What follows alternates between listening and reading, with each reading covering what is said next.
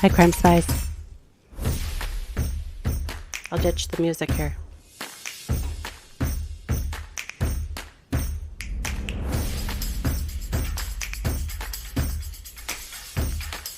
Hope you're having a beautiful day.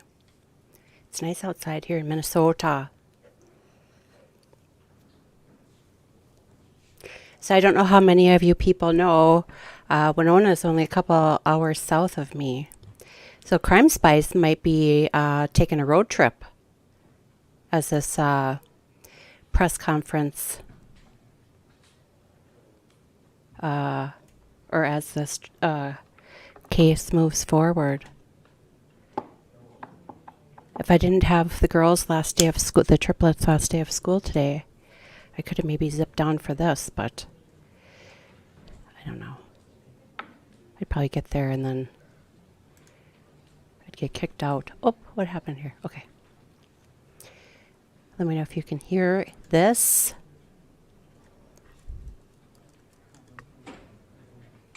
Just gonna check and make sure everything is on.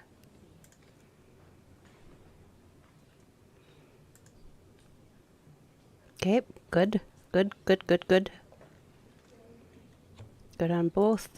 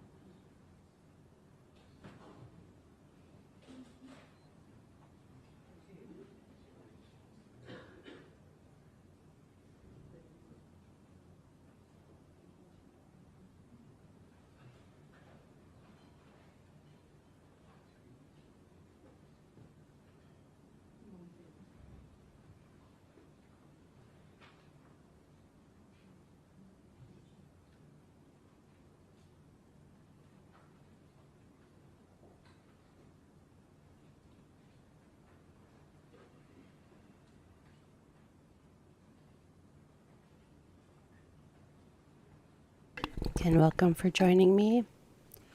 This is about 2 hours south of me. Winona. Like Ryder, not Winona like Judd.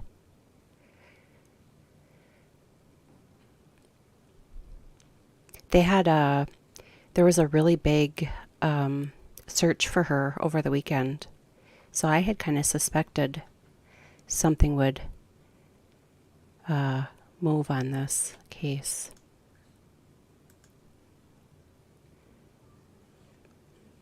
Crime Spies might need to take a road trip for this trial. I don't know when it'll start.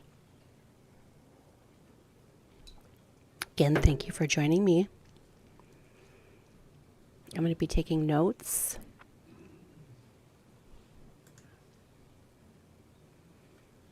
Welcome, welcome. We got the YouTubes and the Rumblies today. Welcome, welcome, welcome.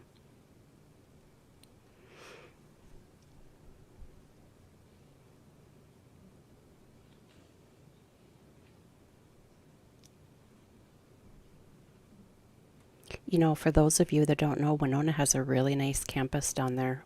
State University.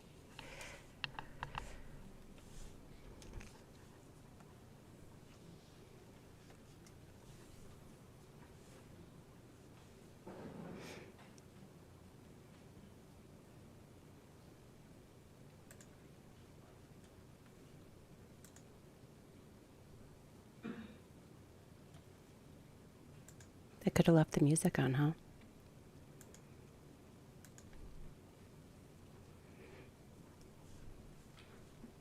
It's 102.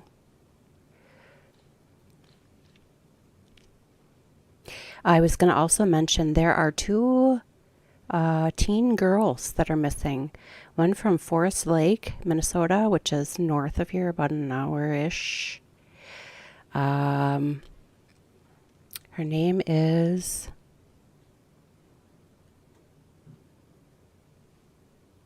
Where did I put her name?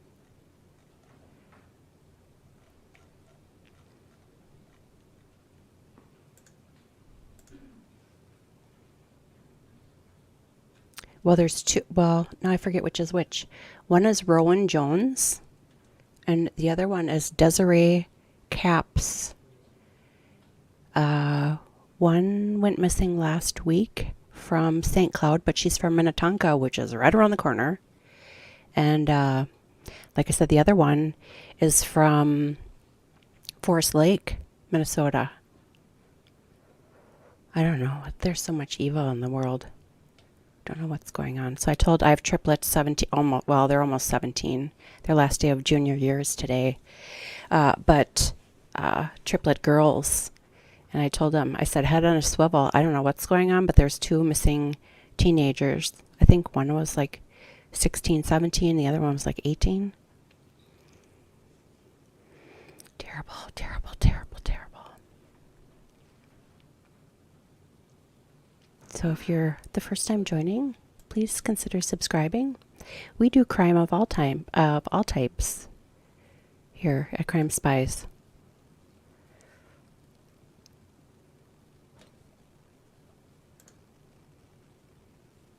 Good, good. Comment. Yes, Brooklyn. Welcome. Yes, triplet girls. I have a son who's 20, and the girls will be 17 in August, so they'll be seniors next year. You know, they were like, if there was just one of them, my due date was like the middle of September. But because they were triplets, 35 weeks is considered full term, and I delivered on 34 weeks, 6 days. So 1 day shy. My blood pressure was going up really bad, and they were concerned. So, but yeah, we had a big conversation because they were born in August. They made this September 1st cutoff for school, and their dad wanted to hold them back. And I was held back because my birthday is September 7th, and it sucked. So we ended up just putting them through. I said, well, what's the worst that can happen? They're going to just fail kindergarten and have to do it again. And I think that actually made them really stronger. Their academics are great. So they'll be able to graduate when they're still 17 and move on with their life. I'm really glad we did that. Although I remember their kindergarten teachers are like, yeah, they only know like 3 letters. Where my son, who's 20, he used to watch Baby Einstein all the time. So like he knew all his shapes and all of his letters through Leapfrog, all the Leapfrog videos when he was little. And the girls, because there was 3 of them, you know, if I needed to do something like clean or do dishes or laundry or whatever, they always kept themselves company. Where my son, you know, you pop him in front of the TV with some chicken nuggets and a video, and you know, you got 30 minutes or so to get the laundry put away. So, I mean, he was no problem. Well, he was February too, but yeah, the girls, they're like, yeah, they only know like 3 letters. They know 0 small capped letters. I'm like, oh, didn't dawn on me. They didn't know how to, they didn't know how to recognize letters, but they've done fantastic. Real smart. But I think, you know, if you're challenged, it just makes you a better learner. Like I was held back. So when I went to college, my God, I didn't know how to study because everything had come so easy, and I had a real rude awakening. Okay, we're at 107. I hope your day is going lovely. I don't know who's watching over on the Rumblies, but Slicknard and who's my other gardener? I cut some flowers behind me. Got a daylily, a couple lupines. some blooming yarrow, and then I forget what the other one is called.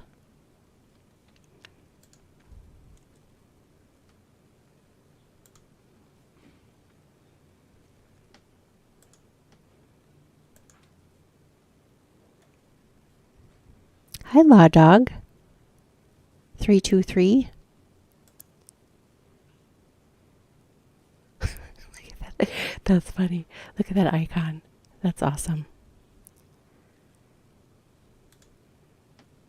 See, now over on Rumble, I can't do this for you. Put all your comments up like I can over on YouTube. Okay, so for anybody who's watching in the Rumble executive office, could you please, or no, StreamYard people, could you please integrate Rumble into your StreamYard, or I might have to find someone else to do my streaming services. Because my poor Rumblies, we've got some great conversations over there. Okay, I'll be quiet.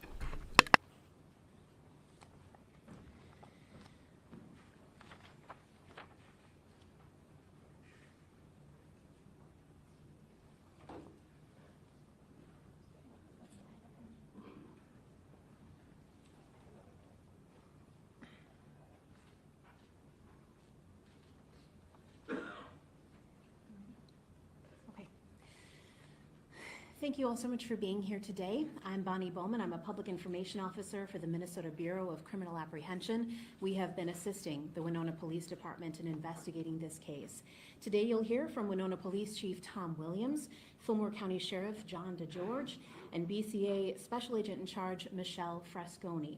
We will have time for questions after they give their prepared remarks. However, I do want to let you know that as of today, we will not be able to comment on any charges or charging decisions. That is something we'll be able to discuss at a later date, but that is not something we will comment on today. I appreciate you respecting that and also respecting the family as we continue moving through this process.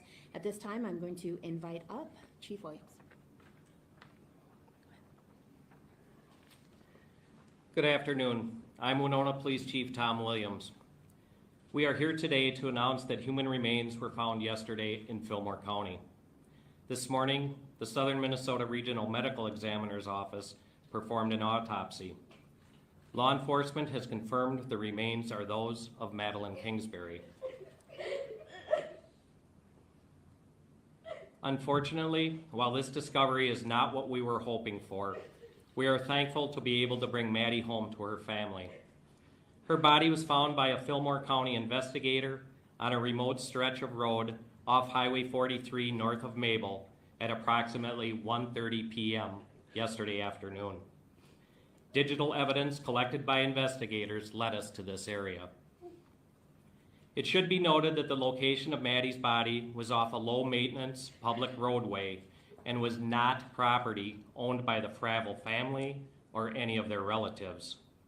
The area had been previously searched, but Maddie's body was covered and concealed in such a manner that she was not visible. To say the least, the last 69 days have been frustrating, full of heartache and pain for the family, law enforcement, and the community. But during this time, the family never gave up. Law enforcement never gave up. The community never gave up. We want to recognize that the support from volunteers, public safety professionals, and all the media outlets were instrumental in keeping the blue light shining in order to bring Maddie home. We have said that we will hold anyone involved in Madeline's disappearance accountable, and we are here to tell you that we will hold steadfast on that commitment. We are asking everyone to respect the family's privacy and allow them the time to grieve and mourn the loss of Maddie.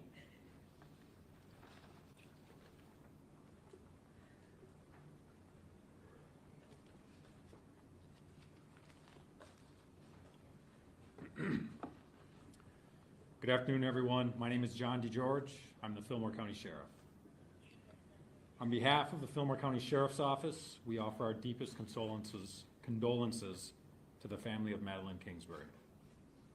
As Chief Williams stated, this is not the outcome we had hoped for, but we are grateful to help bring the search for Madeline to a close.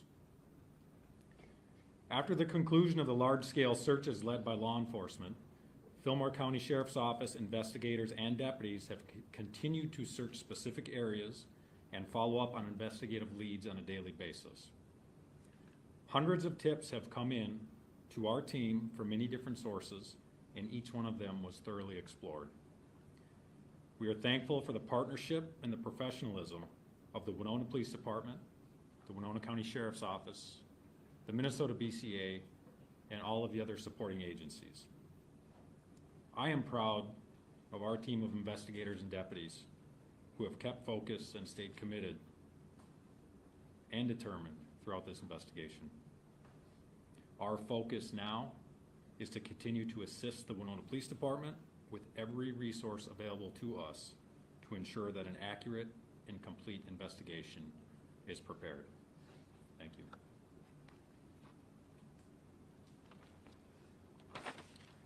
Good afternoon. My name is Michelle Frasconi. I'm the Special Agent in charge at the Minnesota Bureau of Criminal Apprehension. We want to express our gratitude for the incredible partnership that has been allowed by this team to successfully find Maddie.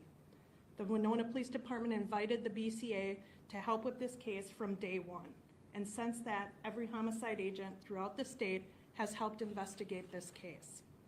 We want to also acknowledge that the forensic scientists and the analysts who have worked tirelessly behind the scenes through mountains of evidence to generate leads.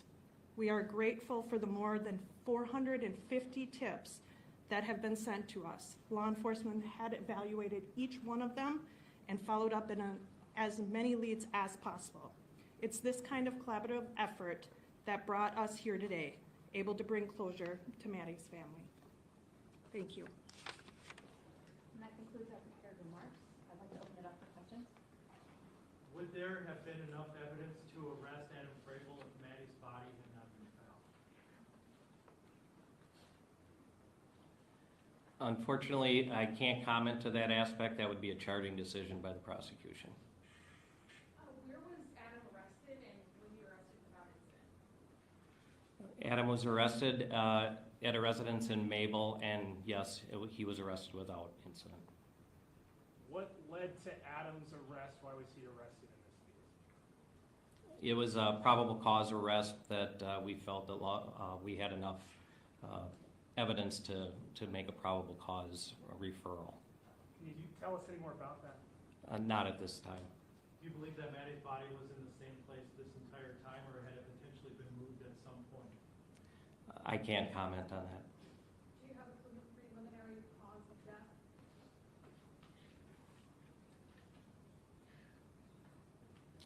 Not at this time. That was one of the reasons for the delay.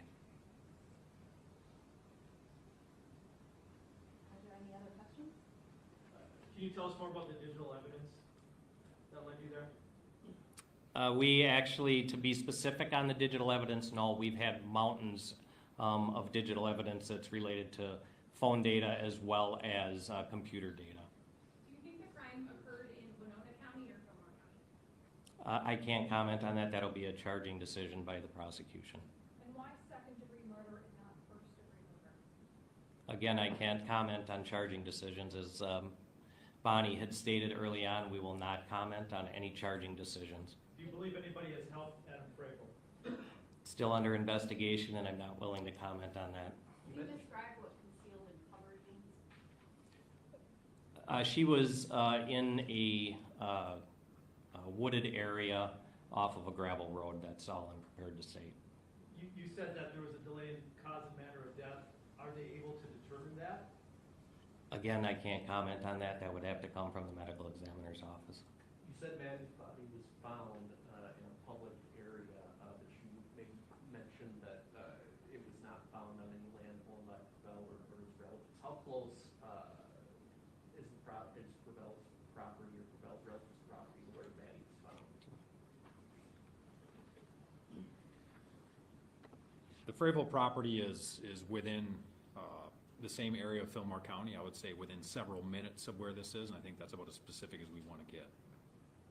And can you just reiterate how the body was found yesterday An investigator was following up on a tip related to electronic evidence and checked the area and located Madeline's body. Could you describe the previous searches that have taken place there, how thoroughly that area has been looked at? Specifically, I can't tell you how thoroughly that area has been looked at. What I can tell you is that we have searched with volunteer teams and with law enforcement in that general area, as well as most of the rest of that part of the county. But as indicated earlier, there were efforts made to conceal the location of the body, and it was not visible from the roadway. Was it something that you could walk right by this and not see it if there had been searchers there? Was it something that required very close inspection? I don't think that we're prepared to comment on that right now. Sheriff, we've talked to some of you out there about the emotional toll this has been on all of law enforcement. Could you talk about that moment yesterday around 1:30 when your deputy called in with what they had discovered? What was that moment like for all of you? Well, our focus always remains on the job at hand. So our focus is always going to be, and was in that case, what do we need to do next? We certainly recognize that this is emotional, and it is for us as well as everyone else, but priority number one is we've got a job to do and maintain professionalism. You mentioned that the remains were found at 1:30. What time was Adam Fravel arrested? I think he was arrested, I would say later in the afternoon. I don't know that off the top of my head. Sorry, Chief? 5:20. 5:20. By police officers or sheriffs? Sheriff's deputies. What was his demeanor like when you took him into custody? I don't think we're prepared to comment on that right now. It went without incident. Was the deputy alone, or was this part of any kind of group? No, the deputy was not alone. Who was he with? He was with other deputies. How many? To clarify, do you mean during the arrest or during the search? I'm sorry, during the search. During the search, during the search, the investigator that found Maddie was by himself. A few weeks ago, a special prosecutor was brought in to kind of help with this case. What's his role going to be moving forward?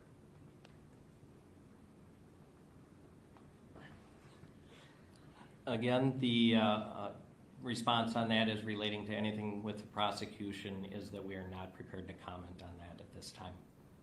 And how has this case affected law enforcement with such high emotions in town?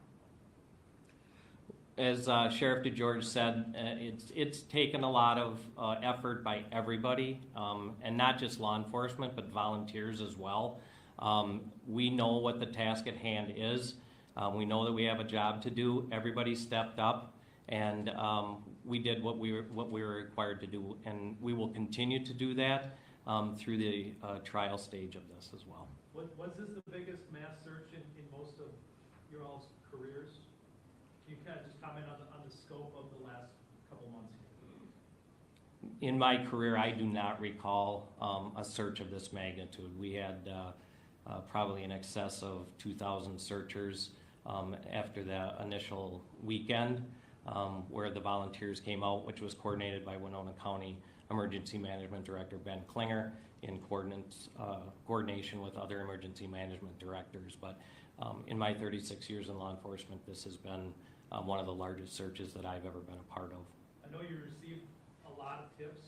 Were there tips that ultimately were helpful in finding what you needed to find? I can't comment on that at this stage. And what is next in this case? We have to continue to follow up on all of the evidence that we have collected to date, as well as evidence that was collected yesterday. And we still have to review all witness statements and wait for the results from the medical examiner's office to see if there's any further follow-up from that office as well. So what happens with Madeline's two children who gains custody? That would be a child protection Winona County venue, and I'm not prepared to speak to that. Is the delay with the medical examiner also leading to the delay in the charging decision? Or does that fall under charging? That falls under charging. Has Fravel talked with law enforcement or? I'm not prepared to speak to that. It's still an active and ongoing investigation. We have time for a couple more. I know there are a lot of long hours and many agencies helping with this to date. Does that change at all going forward? We still are dedicated, as Sheriff DeGeorge mentioned, all agencies are dedicated to continue to do what it needs to do to bring this to a successful conclusion. One more? Will the benefit being held for Maddie still continue this weekend? That's the family said yes. Yes. Oh, the family says Okay. yes. Thank you. Okay. Thank you, everyone. Also, just to clarify, the reason we are not prepared to comment on charging decisions is not in an effort to conceal anything. It's because our primary focus is to protect this case and protect the prosecution. And so that is the reason we are not prepared today to speak on any charging decisions or any information related to that. I just wanted to be clear as to our motivations for not sharing any of that information. Thank you again all for being here today. We appreciate your continued coverage and support as we work through this case. Everyone behind me, BCA, the local police, and the local county sheriffs are all here to the end of this case. Thank you. Okay, well, I'm not sure we learned a whole lot. Let me just read through some of the comments I posted.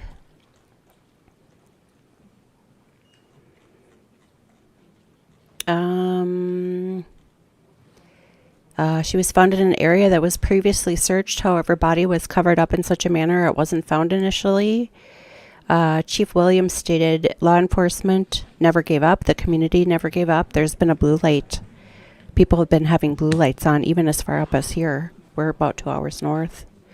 450 tips were over 450 tips were thoroughly explored. Focus now is to continue to assist with every resource A word of warning. This podcast available. explores graphic and disturbing stories and includes some strong language. Okay. It therefore may not be suitable for our young listeners or other folks who may Remove. I gotta get her out of my ear. Hold on. Ooh. Okay, back to this. Adam was arrested in his residence in Mabel, Minnesota, without incident. Around 5:20 yesterday, Madeline's body had been found about 4 hours prior, around 1:30 p.m. They arrested him because the probable cause was a probable cause arrest. They couldn't comment on whether the body had been there this entire time or moved. The questions are really hard to hear. And, I'm pretty quick on the draw. I'm going to have to rewind it and listen to it again. Several questions were not commented on. She was found in a wooded area off a gravel road. No further comment. Body found in Fillmore County, close to the Fravel property. And then I wrote, didn't catch this, but something about digital evidence led them to research the area where she was found. So it was an area that had been searched previously. Remember I told you at the beginning of this, there was a big search effort again over the weekend. But apparently again, I have to listen to it, some kind of digital evidence led them to go back to this particular area and search again. I think I already said this now. Remains found yesterday, Wednesday, June 7th, around 1:30 p.m. Adam arrested. I thought they said 5:20. The investigator who found her remains was by himself. Sheriff DeGeorge had said it's taken a lot of effort by everyone. Everyone stepped up and will continue to do so throughout the trial. They also commented, somebody had asked them about if this was the largest search that they'd had in their career, to which he said in his 36-year career, it had been one of the largest. Then he commented over 2,000 people assisted in finding her. Now they need to review all witness statements. They need to wait for the medical examiner's report. They need to go through all of the evidence that was collected up until this point, and including the evidence that was collected yesterday. They're not prepared to comment on the status of the children. That's in the hands of Child Protective Services. And then the woman at the end commented that their primary focus is not to keep things from the public, but rather to protect the case. So there we have it. I'm going to again listen to it and try to fill in the blanks that I missed. So that's it for right now, I guess. Thank you for joining me. It is Thursday, 1:27. That was quick. That was quick, people. So I guess stay tuned. If you're a new person to Crime Spies, welcome, welcome, welcome. Again, this particular case is only 2 hours south of here. Actually, now that I think of it, I was half thinking this morning, like, well, I could throw a hat on and run down there. But now I'm kind of glad I didn't, because it would have been 2 hours there, 2 hours back for 15, 20 minutes. That would have been dumb. But, you know, as the case progresses, maybe this will be my first trial. Crime Spies trial. But I'm going to keep a close eye on this. I stopped doing the audiobooks specifically because I need to kind of focus on some new ideas that I have. So, for example, like Monday, have it be Missing Monday or Minnesota Monday. Because, like I said, there's a couple other teenage girls that are missing here. I think there was like a 12-year-old that was on a car chase. I mean, there's all kinds of local crime. And, yeah. So that's that. Any questions? I'm not seeing any.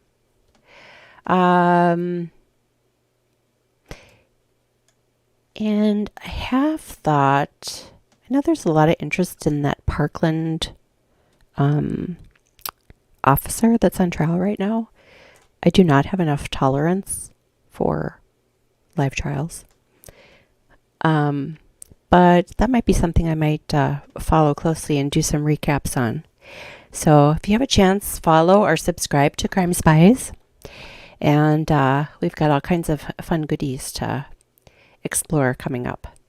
So with that, I hope you have a beautiful day. I might see you later. I'm not sure. And if not, I'll see you tomorrow. Thank you so much for spending part of your day with me. If you enjoyed the content, please hit that like button. Share this video on your social media. Subscribe to our channel. Turn on those important notifications. Follow us on Twitter. This channel is new, so that means we work for free. Any support is most appreciated through Rumble Rants, Venmo, or Buy Me a Coffee. All links are in the description box below.